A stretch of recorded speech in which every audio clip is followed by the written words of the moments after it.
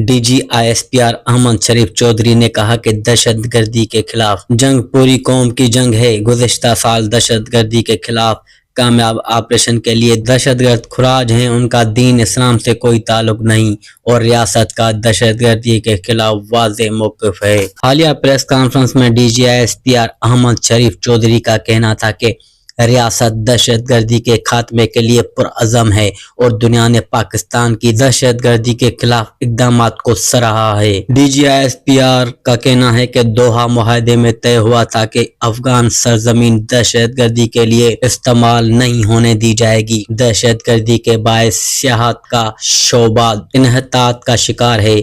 दहशतगर्द अपने आप को इस्लाम का अलम बरदार कहते हैं। दहशतगर्द और कालादम तंजीमें आपको अफगानिस्तान में मिलती हैं। अफगानिस्तान खित्ते में दहशतगर्दी का बेसाफ ऑपरेशन बना हुआ है। अहमद शरीफ चौधरी ने कहा कि अमेरिका और इत्तेहादी अफवाज के इनखला में अफगान तालिबान का कोई किरदार नहीं। भारत से दहशतगर्दों को पैसा और सरपरस्ती हासिल होती है। अफगान तालिबान का बयान हक़ाइक़ पर मबनी नहीं है। फितनाउल खुराज और फितनाउल हिंदुस्तान का पाकिस्तान और बलोचिस्तान से कोई ताल्लुक नहीं। अफगानिस्तान में छोड़ा गया वो असला अब दहशतगर्दी के लिए इस्तेमाल हो रहा है। उनका कहना था कि हमारे लिए तमाम सियासी जमातें बराबर हैं जब वो पाकिस्तानी हैं।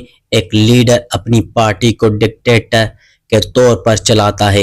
वो कहता था बातचीत करो। उस वक्त के DGISI कहाँ हैं? उनको सियासत के लिए इस्तेमाल किया गया। उन्होंने कहा कि कौम का एक ही बाप है, कायदे आज़म।